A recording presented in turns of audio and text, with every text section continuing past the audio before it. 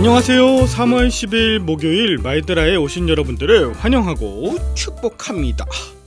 어제는 제 20대 대통령 선거가 있었던 날이었습니다.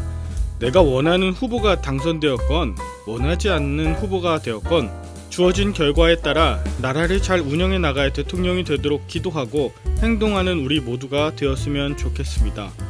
무엇보다 대통령이 달라진다고 모든 것이 잘 되는 것이 아니라 내가 달라질 때 모든 것이 잘 되는 것을 잊지 마시고 오늘도 힘차게 말드라를 시작해 보도록 하겠습니다.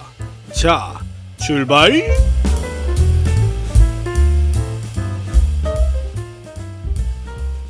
오늘은 출애굽기 4장입니다.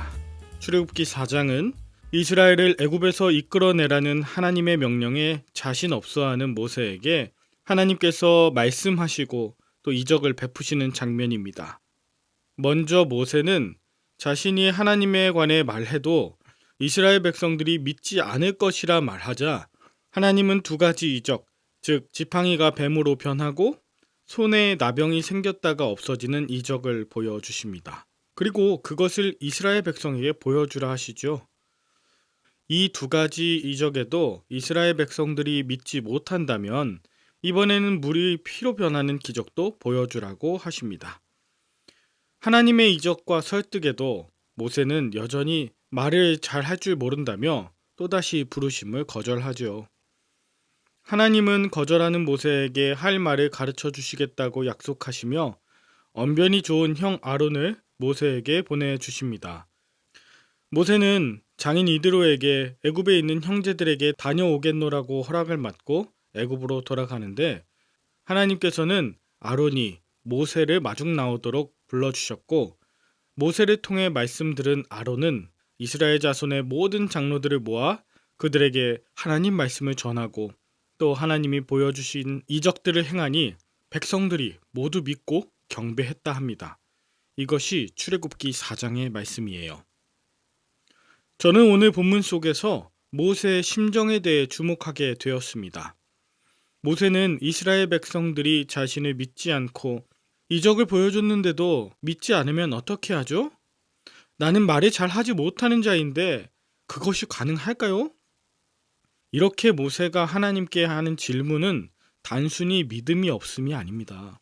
그것은 모세가 40년 전에 애굽에서 경험했던 그 심리적 상태가 다시금 떠오른 것을 보여주고 있죠. 그가 예전에 의분으로 인해 애굽 사람을 죽였을 때 히브리 동족들이 비난을 쏟아 부었죠. 그때 아무 말도 할 수 없었고 굳어져 버린 입술, 또 수치심과 두려움으로 가득했던 그때 그 상황 때문에 모세는 하나님께 몇 번이고 확인하고 또 질문하고 있는 거예요. 자신을 죽이려던 바로와 애굽 사람들이 여전히 살아있고 자신을 비난했던 동족들이 있는 그곳에 다시 돌아간다는 것, 그것이 깊은 상처와 트라우마를 다시 불러일으키고 있기 때문이죠. 그러나 하나님께서는 모세에게 이적들을 보여주십니다. 이것 아니면 저것으로, 그것도 아니면 또 다른 방법을 보여주셔요. 게다가 나의 부족함을 채워줄 동역자도 붙여주시고 하나님의 지팡이를 손에 잡게 하시고 무엇보다도 하나님께서 말씀하실 것을 계속 알려주셨어요. 이것은 모세를 믿어주시고 또 과거의 트라우마를 극복하게 하시는 하나님의 치유 사건으로 이해할 수 있습니다. 묻고 답을 듣고 또 묻고 길을 여시는 하나님을 의지하는 이러한 과정 가운데 하나님은 이스라엘의 출애굽 이전에 모세의 마음속 트라우마로부터의 출애굽을 시키고 있는 것을 저는 확인할 수 있었습니다. 한편 본문 21절 이하에 보면 하나님께서는 모세가 바로에게 그 이적들을 다 행해도 그 백성들을 보내주지 않을 것이라 말씀하셨어요. 그럴 때 하나님은 바로에게 이스라엘은 내 아들 내 장자다. 그들을 보내주기를 거절하면 하나님께서 바로의 아들 그 애굽의 장자를 죽일 것이라 전하라 하십니다. 이게 여러 가지 의미를 가지고 있다고 묵상되는데 저는 딱 하나, 이스라엘이 나의 아들이야 라고 하는 것을 통해 모세야, 너는 내 아들이야. 너는 나의 장자야. 바로는 자기 자녀 지킬 수 없지만 나는 너를 지킬 거야. 이렇게 다시 한번 위로하고 격려하시는 것을 느낄 수 있었습니다. 그런데 재밌는 것은 이 말씀 이후 24절부터 하나님의 말씀을 듣고 애굽을 향해 가던 모세에게 하나님이 갑자기 죽이려 하셨다는 거예요. 그때 십보라가 돌칼을 가져다가 그의 아들의 포피를 베어 그 발에 갖다 대며 당신은 참으로 내게 피난편이라 하죠. 그랬더니 26절 여호와께서 모세를 살려주셨어요.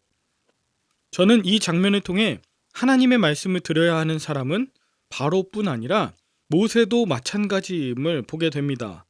더 나아가 애굽을 향하고 있는 모세의 가족, 즉 십보라 그리고 그들의 자녀들도 하나님 말씀에 순종하는 존재가 되게 하고 계신 것이죠.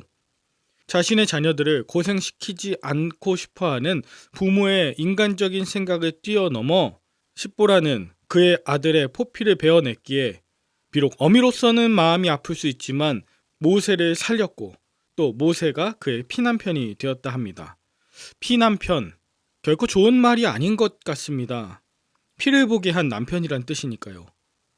그런데 잘 생각해보면 우리도 신앙 때문에 가족들에게 피를 보게 합니다.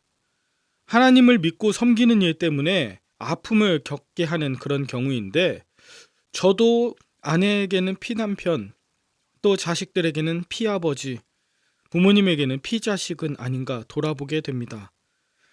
저 때문에 피 흘리는 가족들의 아픔이 상처의 트라우마로 남지 않도록 맡겨진 사명 잘 감당하고 또 가족들과 늘 하나님의 마음, 하나님의 말씀을 나누고자 합니다. 더 나아가 많은 민족들 이전에 바로 나와 우리 가족들, 자녀들 역시 하나님을 믿는 하나님의 자녀가 됨을 놓치지 말아야 함을 다시 한번 다짐하게 됩니다. 여러분은 오늘 본문을 통해서 무엇을 느끼셨나요? 오늘 본문을 통해 하나님이 얼마나 모세를 사랑하시는지 느낄 수 있으셨나요? 모세를 치유하고 회복시키고자 준비하신 하나님의 깜짝 이적 이벤트는 어떠했나요? 저는 과거의 상처나 트라우마가 하나님의 이적 때문에 극복되는 것이 아니라 하나님이 나를 얼마나 사랑하시는지 믿어질 때 그때 트라우마가 사라짐을 오늘 느낄 수 있었어요.